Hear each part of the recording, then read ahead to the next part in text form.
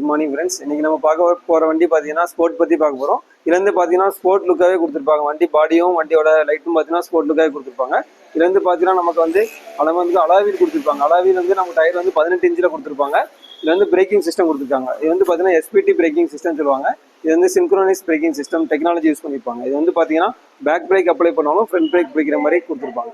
இதனால பார்த்தீங்கன்னா நமக்கு வந்து வண்டி ஸ்ட்ரிக்ட் ஆகாது. நம்ம எந்த இடத்துல பிரேக் பிடிக்குமோ அந்த இடத்துல நிற்கிற மாதிரி வந்து கொடுத்துருப்பாங்க.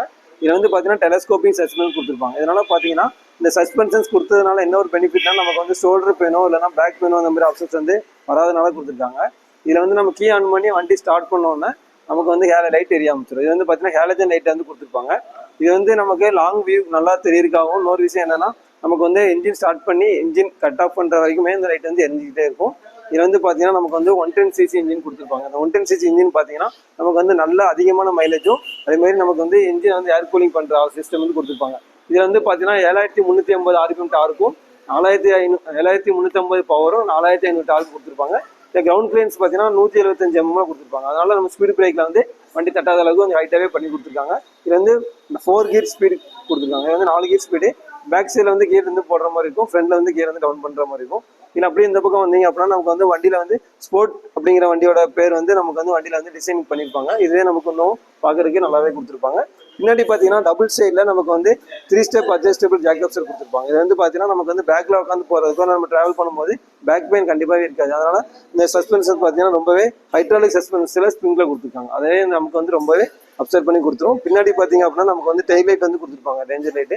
ஸோ இதுவே நமக்கு வந்து வண்டிலாம் போயிட்டு இருக்கும்போது பின்னாடி வர வண்டிக்கு நம்ம ரொம்ப லாங்கில் போயிட்டு இருக்கோம் அப்படிங்கிறது தெரிஞ்சாலே அவங்க வந்து கெஸ் பண்ணிட்டு அவங்க வந்து ஸ்லோவாகவே வந்துடுவாங்க. அந்த மாதிரி வந்து ரொம்ப பவர்ஃபுல்லாக கொடுத்துருப்பாங்க. இதில் பின்னாடியும் பார்த்தீங்க அப்படின்னா நமக்கு வந்து அதே மாதிரி 18 இன்ச்சில் நமக்கு வந்து டியூப் டயர் கொடுத்துருப்பாங்க அலாவீலோட. அதுவே நமக்கு வந்து அலாவீல் கொடுத்ததுனால ரொம்பவே நமக்கு அழகாக வண்டி காமிச்சு கொடுத்துரும். இதில் வந்து சைலன்சர்ஸ் கொடுத்துருப்பாங்க. இது வந்து பார்த்தீங்கன்னா நமக்கு வந்து இன்ஜின் ஸ்டார்ட் பண்ணி அதோட லுக்கு பார்த்தீங்க அப்படின்னாலே ரொம்பவே அட்ராக்டிவாக இருக்கும். இன்னொரு விஷயம் என்னன்னு பார்த்தீங்கன்னா வண்டியில் சவுண்டு வந்து நாய்ஸ் ரொம்பவே கம்மியாகவே இருக்கும். ஸோ இந்த வந்து பார்த்தீங்கன்னா சவுண்டு நமக்கு ட்ராவல் பண்ணும்போது ரொம்பவே வண்டியில் வந்து ரொம்பவே அப்சர்வ் பண்ணி கொடுத்துரும். ஓகேவா? இது வந்து பார்த்தீங்கன்னா நமக்கு வந்து பேக் பிரேக் வந்து அப்ளை பண்ணுறது வந்து எஸ்பிடி பிரேக் சொல்லியிருந்தாலும் அது வந்து இந்த கான்செப்ட்டில் கொடுத்துருக்காங்க.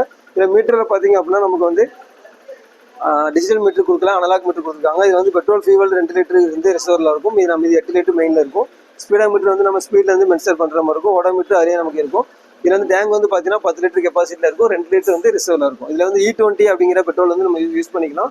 E20ங்கிறது என்னன்னு பார்த்தீங்கன்னா எத்தனால் மிக்ஸ் பண்ண பெட்ரோல் வந்து யூஸ் பண்ணிக்கலாம். ஸோ எல்லா பல்க்குமே E20 பெட்ரோல் தான் யூஸ் பண்ணுறாங்க. அதே நம்ம இன்ஜின் வந்து அக்செப்ட் பண்ணிக்கணும் அப்படிங்கிறதுனால இந்த இது கொடுத்துருக்காங்க. இந்த ஆப்ஷனில் வண்டி எடுக்கும்போது பார்த்தீங்கன்னா நமக்கு வந்து 70 கிலோமீட்டருக்கு மேலே மைலேஜ் நல்லாவே கிடைக்கும்.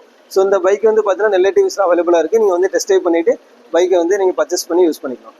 தேங்க்யூ.